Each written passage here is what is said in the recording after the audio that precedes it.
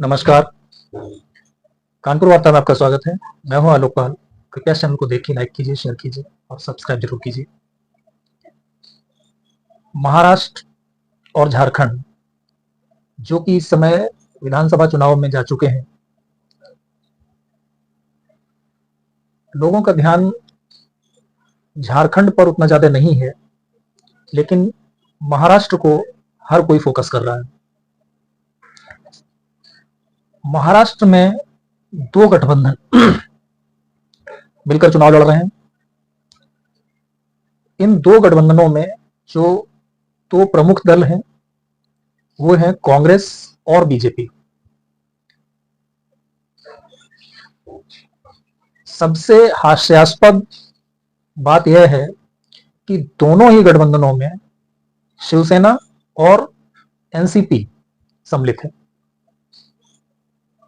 एक गठबंधन जिसे महाराष्ट्र में एमवीए या महाविकास आघाड़ी कहा जा रहा है, उसमें कांग्रेस है, शिवसेना यूबीटी है और एनसीपी शरद पवार गुट है। दूसरा गठबंधन जिसे वहां महायुति का नाम दिया गया है, उसमें भारतीय जनता पार्टी है और उनके साथ शिवसेना है जिसे एकनाथ शिंदे लीड कर रहे हैं, और एनसीपी है जिसे अजित पवार लीड कर रहे हैं। बीजेपी के साथ जो शिवसेना और एनसीपी है, वो आज की तारीख में पार्टी के झंडे और पार्टी के चुनाव निशान के आधार पर ओरिजिनल शिवसेना और एनसीपी है। अब यहां पर और जो चीजें हैं वो तो अपनी जगह है, कौन जीतेगा कौन हारेगा। एक प्रश्न यह भी है बड़ा कि मुख्यमंत्री कौन बनेगा। एमवीए की तरफ से जो सबसे बड़ी दावेदारी है वो अभी उद्धव ठाकरे की है, और जो महायुति है यानी कि जो बीजेपी अलायंस है, उसकी तरफ से जो सबसे बड़ी दावेदारी है वो देवेंद्र फडणवीस की है। साथ ही साथ लगभग उतनी ही दावेदारी एकनाथ शिंदे की भी है। अब आप कहेंगे कि भाई अचानक इस पर चर्चा करने की क्या जरूरत हुई। तो बात यह है कि अभी कुछ दिन पहले सीएसडीएस, जो कि एक भारत में एक रेपुटेटेड संस्था है जो सर्वे का काम करती है, यद्यपि उसके सर्वे कितने विश्वसनीय होते हैं उसका कोई आधार नहीं है। कोई ये नहीं कह सकता कि जो उन्होंने आंकड़े दिए हैं वैसा ही हुआ है, लेकिन फिर भी उनके आंकड़े जो है वो थोड़े विश्वसनीय माने जाते हैं। तो उन्होंने जो सर्वे किया, उस सर्वे में वो इस नतीजे पर पहुंचे हैं कि दोनों गठबंधन, चाहे वो एमवीए हो और चाहे वो उसे आप एनडीए कह लीजिए या महायुति कह लीजिए महाराष्ट्र के हिसाब से, तो उन दोनों गठबंधनों का जो वोट शेयर है वो लगभग बराबर है। यानी कि वोट शेयर के आधार पर आज की तारीख में कोई ये कहने की स्थिति में नहीं है कि ये दल या ये गठबंधन सत्ता में आएगा या वो गठबंधन सत्ता में आएगा। एक चीज। दूसरी चीज जो है वो ये है कि उनके सर्वे में जिस एक व्यक्ति को मुख्यमंत्री पद का सबसे बड़ा दावेदार माना गया है वो है उद्धव ठाकरे। लगभग 23% लोगों की पसंद है वो, जहां तक मुझे याद है 23% ही है। तो 23% महाराष्ट्र के मतदाता यह मान करके चलते हैं कि उद्धव ठाकरे को अगला मुख्यमंत्री होना चाहिए। लेकिन दूसरी तरफ जो नंबर एकनाथ शिंदे का है और जो नंबर देवेंद्र फडणवीस का है, वो दोनों अगर मिला दिए जाएं तो वो दोनों मिला करके उद्धव ठाकरे से बहुत आगे निकल जाते हैं। एमवीए में जो बाकी लोग हैं जो दावेदार हो सकते हैं मुख्यमंत्री पद के, जिनमें नाना पटोले हो सकते हैं या जयंत पाटिल हो सकते हैं, उनकी popularity as a CM face लगभग ना के बराबर है। बल्कि एमवीए की तरफ से उद्धव ठाकरे के बाद जो सबसे पॉपुलर चेहरा वहां पर है सीएम बनने के लिए, वो है शरद पवार, और उनको शायद 2% के आसपास लोगों ने पसंद किया है। तो यहां पर देखने वाली बात यह है कि अगर एमवीए के जो भी दावेदार हैं उन सबकी पॉपुलैरिटी जोड़ दी जाए तो वो जो महायुति में दावेदार हैं केवल दो, देवेंद्र फडणवीस और एक नाथ शिंदे, तो उन दोनों की दावेदारी से वो बहुत पीछे रह जा रहे हैं। एमवीए के सभी जो संभावित लोग हैं जो मुख्यमंत्री बन सकते हैं, उनकी दावेदारी मिलाकर के 27-28% के आसपास बैठती है जाकर, बल्कि उससे भी नीचे रह जाती है। जबकि एक नाथ शिंदे और देवेंद्र फडणवीस की पॉपुलैरिटी अगर जोड़ दी जाए तो वो लगभग 38% के आसपास पहुंचती है। तो अब यहां पर मसला आता है कि who will be the next chief minister of Maharashtra. क्या उद्धव ठाकरे होंगे, क्या देवेंद्र फडणवीस होंगे, या एक नाथ शिंदे होंगे? तो पहले उद्धव ठाकरे की बात कर लेते हैं। मुझे लगता है कि भले ही महाराष्ट्र में मतदाता अभी ऐसा मान करके चल रहे हो कि उद्धव ठाकरे को सीएम होना चाहिए, लेकिन चुनाव परिणाम आने के बाद अगर एमवीए को बहुमत मिलता है तो उस स्थिति में भी उद्धव ठाकरे महाराष्ट्र के सीएम के लिए तीनों पार्टियों में पहली पसंद नहीं होंगे।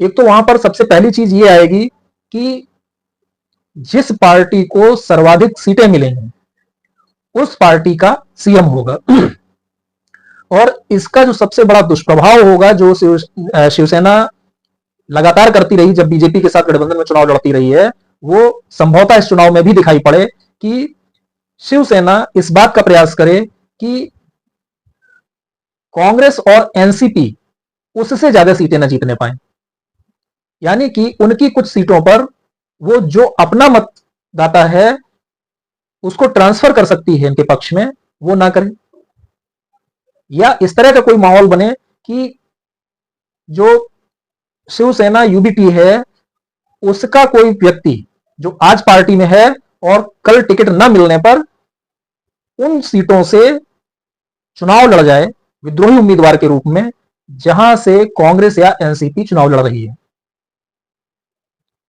और बिल्कुल ऐसा ही एनसीपी और कांग्रेस की तरफ से भी हो सकता है। यद्यपि कांग्रेस और एनसीपी वो एक दूसरे की इस तरह की खिलाफत नहीं करेंगे, लेकिन शिवसेना के साथ ऐसा हो सकता है और शिवसेना कांग्रेस एनसीपी के साथ ऐसा कर सकती है। एक चीज का डर तो ये है। दूसरा ये है कि शरद पवार ने अब लगभग ये तय कर लिया है कि उद्धव ठाकरे उनके गठबंधन की तरफ से सीएम फेस नहीं होंगे, और चुनाव नतीजों के बाद भी वो इस बात का पूरा प्रयास करेंगे कि उद्धव ठाकरे सीएम ना बने। हालांकि उन्हें बड़ी दिक्कत नहीं होनी चाहिए, जिस तरीके का माफ कीजिए, जिस तरीके का कार्यकाल रहा है उद्धव ठाकरे का 2.5 साल का, उसको देखते हुए उन्हें ज्यादा दिक्कत नहीं होनी चाहिए, क्योंकि जब उद्धव सीएम थे तो एनसीपी के जो भी मिनिस्टर थे वो जो चाह रहे थे वो कर रहे थे। प्रमुख मंत्रालय एनसीपी के हाथ में थे और वो जिस तरीके से सरकार चलाना चाह रहे थे उस तरीके से सरकार चल रही थी। उद्धव अनुभवहीन थे, उन्हें ना तो प्रशासन का अनुभव था और ना ही उनके पास कोई ऐसी राजनीतिक समझ दिखाई दी, और उसी के चलते उनकी पार्टी टूट भी गई, क्योंकि उनकी पार्टी के जो मिनिस्टर्स थे, जो विधायक थे, उनको ये लग रहा था कि सरकार हमारी है, मुख्यमंत्री हमारा है, लेकिन हमारी कोई सुनने वाला नहीं है, अधिकारी हमारी सुनते नहीं है, जनता के बीच में हम जवाब दे हैं, जनता के पास जाते हैं तो हम जनता को जवाब नहीं दे पाते, हम अपने काम नहीं करवा पा रहे, वित्त मंत्रालय से नहीं करवा पा रहे हैं, या अन्य मंत्रालयों से जो एनसीपी के पास है, कांग्रेस के पास है, उनसे हमारे काम नहीं हो रहे हैं। तो उसको लेकर के वो तंग आ चुके थे और उन्हें ये लगा कि एक तो कांग्रेस और एनसीपी उसके नेचुरल एलाई नहीं है, जिस तरह की राजनीति शिवसेना करती रही महाराष्ट्र में, तो पार्टी टूट गई। मुझे लगता है कि दोबारा भी अगर ऐसी नौबत आ ही गई कि सीएम उद्धव को ही बनाना पड़ेगा, और उद्धव ने जिस तरीके की नौटंकी 2019 में की थी, उसी तरीके की नौटंकी उद्धव फिर से कर सकते हैं कि या तो सीएम मैं बनूंगा या सरकार ही नहीं बनने दूंगा। तो अगर वो स्थिति आती है तब तो बात अलग है। अदरवाइज शरद पवार और कांग्रेस पार्टी, चाहे आप नाना पटोले कह लें या पृथ्वीराज चौहान कह लें या जो भी वहां पे और उनके नेता हैं, तो वो लोग पूरा प्रयास करेंगे कि इस बार उद्धव को मुख्यमंत्री न बनने दिया जाए। तो ये तो हो गया उद्धव का मसला। अब दूसरी तरफ है देवेंद्र फडणवीस और एकनाथ शिंदे। अजित पवार मुख्यमंत्री की रेस में बिल्कुल नहीं है, ये बिल्कुल क्लियर है। अब मसला ये आता है कि बीजेपी कितनी सीटों पर चुनाव लड़ती है और उसका स्ट्राइक रेट क्या रहता है। अगर बीजेपी 115 या 120 के आसपास सीटें जीतने में कामयाब रहती है, तब तो इस बात की संभावना ज्यादा है कि देवेंद्र फडणवीस महाराष्ट्र के अगले मुख्यमंत्री हों। लेकिन अगर बीजेपी 105 के आसपास रहती है या उससे नीचे आ जाती है, 100 के नीचे चली जाती है, तो उस स्थिति में देवेंद्र फडणवीस का मुख्यमंत्री बनना लगभग नामुमकिन होगा, जब तक कि कोई ऐसा फॉर्मूला ना निकाला जाए कि कुछ निश्चित टेन्योर के लिए एक पार्टी का सीएम होगा और नेक्स्ट टेन्योर के लिए दूसरी पार्टी का सीएम होगा। यह मेरा आकलन है। अगर 115-120 सीटें जीतने में कामयाब होती है बीजेपी, तो फिर तो संभव है, हालांकि संभावना बहुत कम है। जिस तरीके का माहौल महाराष्ट्र में लोकसभा चुनाव में दिखा और अभी भी सीएसडीएस के सर्वे में जो चीजें दिखाई दे रही हैं, उसको देखते हुए इस बात की संभावना बहुत कम है कि 150 के आसपास सीटें लड़ने के बाद बीजेपी 115 से 120 सीटें जीत ले। अब बात आ जाती है एकनाथ शिंदे की। एकनाथ शिंदे जितनी उनकी स्ट्रेंथ अभी है, यानी कि लगभग 40 एमएलए की, अगर एकनाथ शिंदे 40 के आसपास या उसके ऊपर एमएलए लेकर के आते हैं और बीजेपी 105 या उसके नीचे रह जाती है, तो उस स्थिति में एकनाथ शिंदे का सीएम बनना लगभग तय है।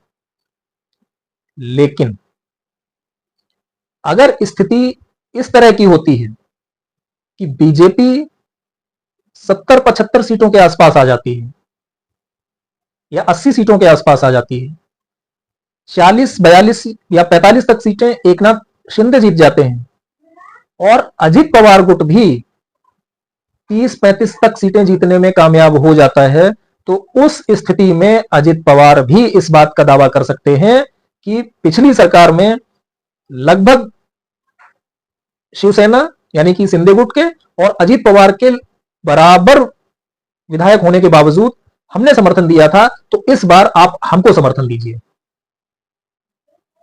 अन्यथा चूंकि अजित पवार तो पैदाइशी सेकुलर पॉलिटिक्स से हैं, तो उनको दूसरे पक्ष में जाने में बिल्कुल समय नहीं लगेगा।